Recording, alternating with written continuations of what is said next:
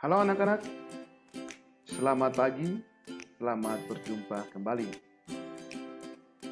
Hari ini kita masih belajar di tema 1, indahnya kebersamaan, subtema 2, kebersamaan dalam keberagaman.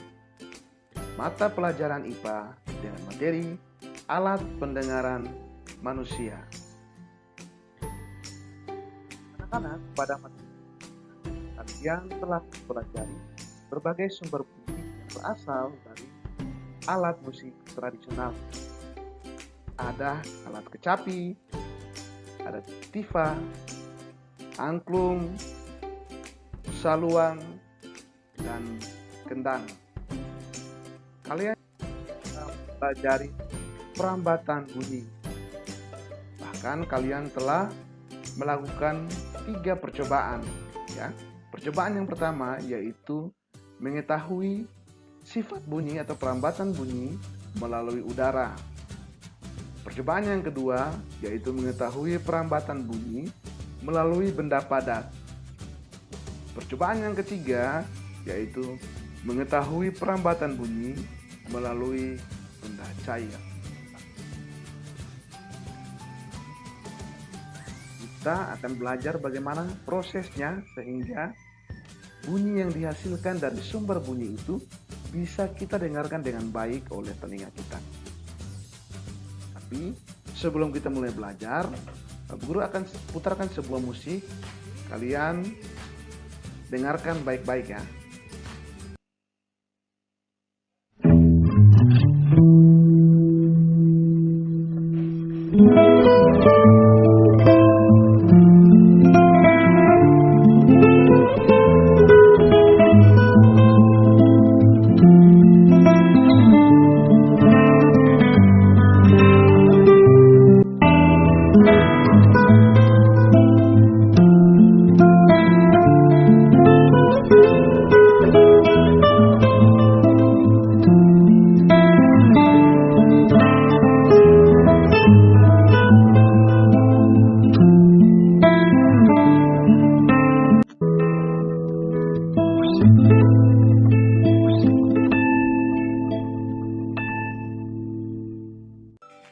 Oke anak-anak, apakah kamu mendengar suara musik tersebut? Bagus sekali.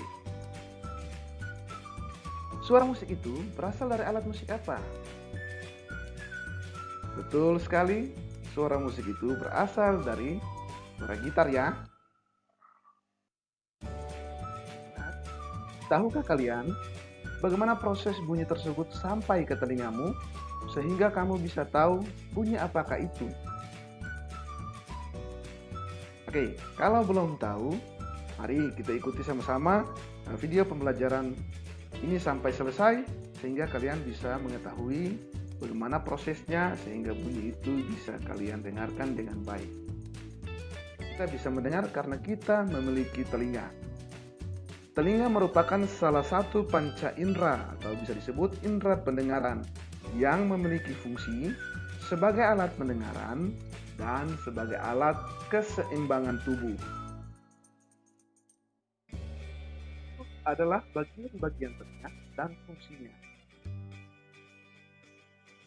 Telinga terbagi menjadi 3 bagian, yaitu yang pertama telinga luar. Nah, telinga luar ada di bagian sini ya. Yang kedua telinga tengah. Telinga tengah letak di bagian sini. Yang ketiga telinga dalam. Telinga dalam itu letaknya di sini, yang ditunjukkan oleh garis warna hijau. Di telinga dalam.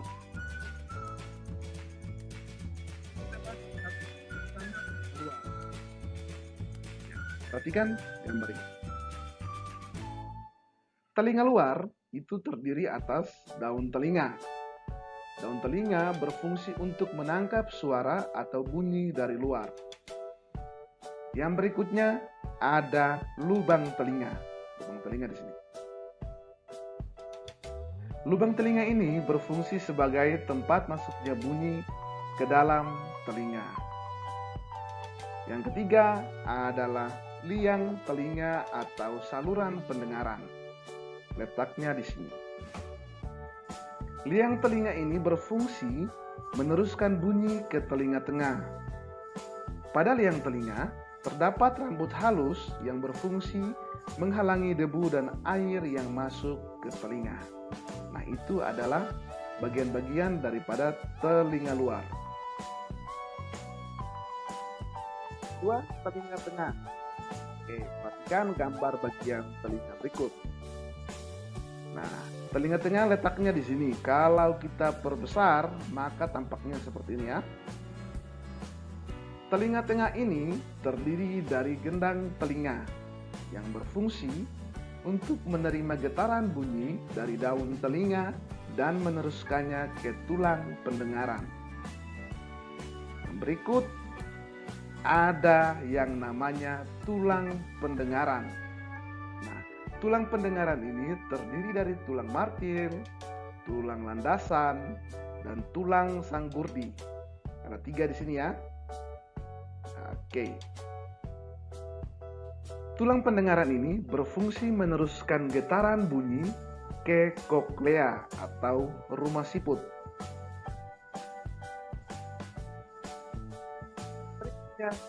Telinga dalam. Nah, telinga dalam ini terdiri dari 3 saluran setengah lingkaran, letaknya di sini. Fungsinya untuk membantu mempertahankan keseimbangan tubuh. Berikut ada koklea atau rumah siput, letaknya di sini. Nah, bentuknya seperti siput ya, sehingga namanya rumah siput. Nah, koklea atau rumah siput ini berfungsi untuk menerima dan meneruskan getaran bunyi ke saraf pendengaran. Yang berikut ada saraf pendengaran yang letaknya ada di sini. Saraf pendengaran ini berfungsi untuk meneruskan bunyi ke otak. Lalu bagian telinga dalam yang berikut itu ada saluran eustasius. Itu posisinya ada di sini ya, letaknya ada di sini. Nah, saluran eustasius ini berfungsi menghubungkan ruang telinga tengah dengan faring. Faring adalah bagian yang menghubungkan mulut dan kerongkongan. Anak-anak, secara lengkap bagian-bagian telinga seperti ini ya.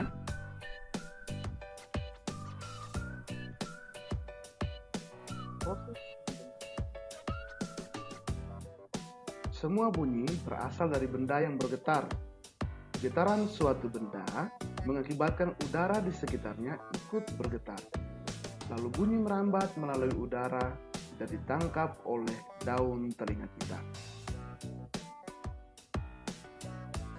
Proses mendengar bunyi dimulai dari getaran yang berasal dari sumber bunyi. Selanjutnya, bunyi akan ditangkap oleh daun telinga dan masuk ke lubang telinga, kemudian merambat melalui liang telinga dan akan menggetarkan gendang telinga. Getaran dari gendang telinga ini akan menggetarkan juga tulang-tulang pendengaran.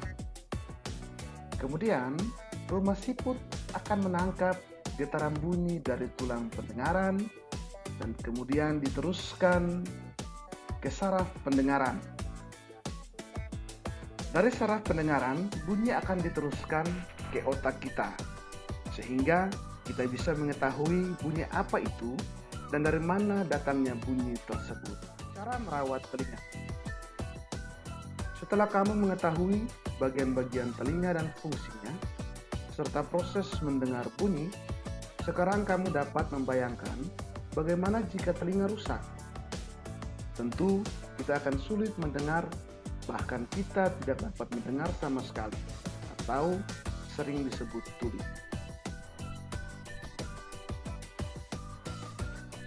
Oleh karena itu, kita rawat dan pelihara telinga.